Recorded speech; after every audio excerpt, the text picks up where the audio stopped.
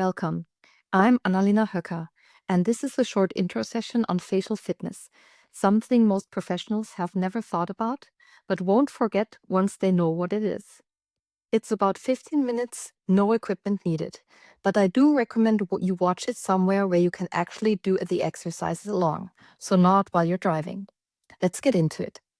A quick word about where this comes from. My background is strategy and innovation consulting. I've been a solopreneur for almost 10 years. And the one insight that changed how I work and how I feel while working is that health isn't a nice to have on the side. It's the foundation everything else runs on. Facial fitness is one part of that, a part I stumbled into, became genuinely fascinated by, and now practice daily. I completed a 12-week intensive course. I've done a lot of reading into the science behind it, and I've made it a non-negotiable part of my morning routine before any presentation or important call. I'm sharing this because it works, and because almost nobody talks about it in a professional context. In today's session, we start with a short lymphatic drainage exercise, hands-on right at the beginning, so you feel something before I explain it. Then we look at why the face matters at all, the 57 muscles, the tension patterns, and the science. I will also explain what facial fitness actually consists of, different techniques, and the anatomy behind them. Then we move into the performance connection, what your face signals, what video calls do to your nervous system, and why presence is partly physiology. And we close with an eye relaxation exercise, something you can use every single day after screen work. For this exercise, you need your fingertips. Place your fingertips on top of your collarbones and gently push into the soft skin be on top of your collarbones. So do not push very hard, but make it very gentle so that you can activate the upper part of your lymphatic drainage system. Move towards your neck and towards your shoulders, forth and back. Close your eyes. Try to remove all other tension you have in your face and just breathe. Next, we need your V-sign fingers and place them before and behind your ear and move your fingers in the V sign up and down. So now we are activating the lymphatic drainage system close to your ear. Again, move slowly, move patiently. Do not apply too much pressure. Close your eyes if it feels good for you, and just also relax and breathe. The next thing, use your hands as lightweight as feathers and move from your ears to your collarbone. So you connect these two areas of the lymphatic system. Very, very light. Imagine that your hands are feathers. Next, we move to the eyes. Tap lightly around your eyes in circles and go beyond and beneath the eyebrow.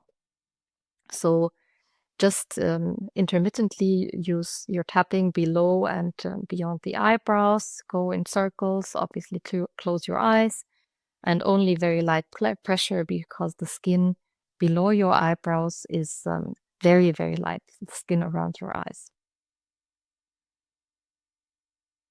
And finally, you would move your fingers around your eye without tapping and just above the eyebrow now. Very light circles. You can see that in my face already the eyebrows relax and the little crease between the eyebrows is a little bit less.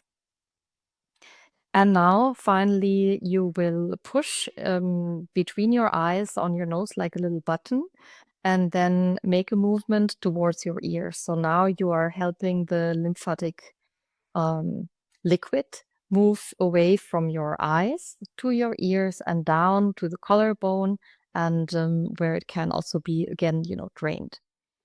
Do that activity a couple of times. Press into the middle of your nose and then move to the outside. And I hope this was a good activity to start. What you just did was open the drainage pathway from your face toward the lymph nodes in your neck and clavicles. You were moving stagnant fluid out. The tingling or warmth you might feel is circulation.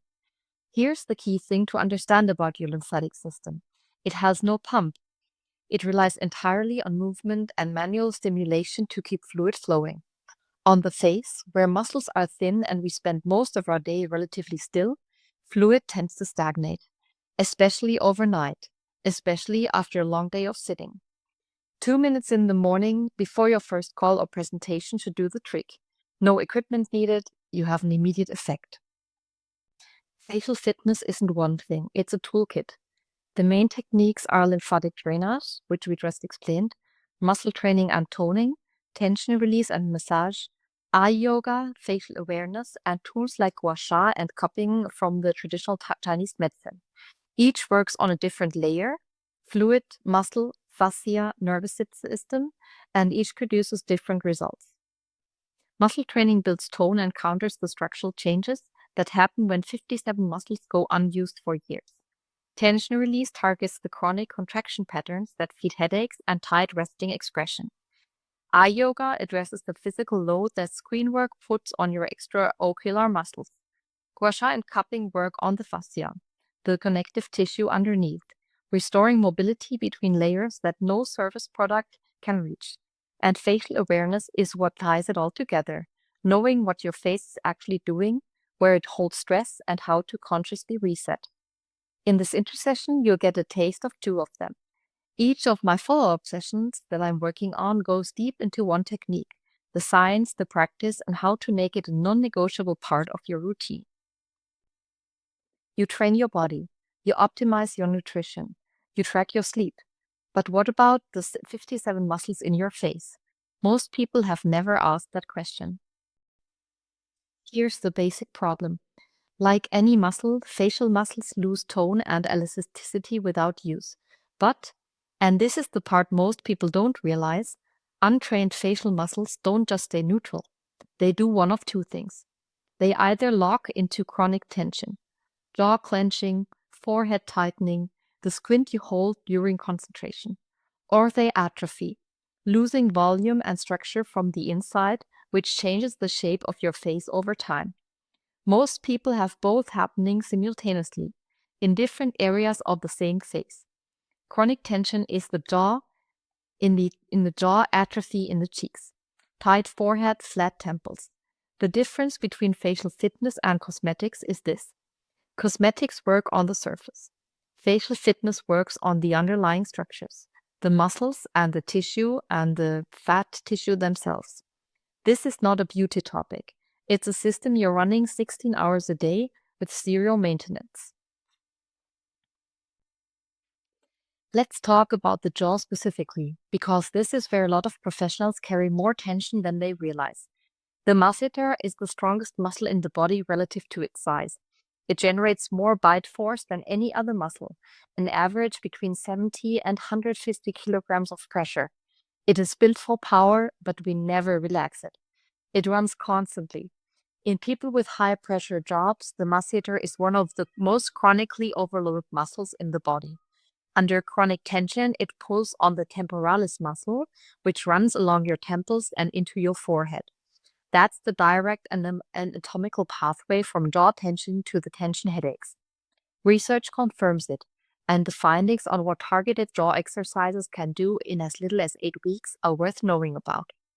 Beyond headaches, chronic jaw clenching also leads to gum recession, worn enamel, and a visibly tighter resting expression.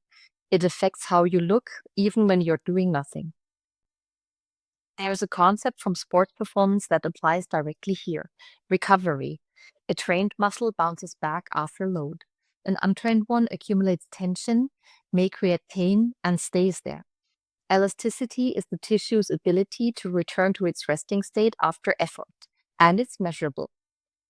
Clinical trials that specifically measure facial muscle biomechanics found one consistent result across every single muscle tested. Elasticity increased after 8 weeks of targeted facial training.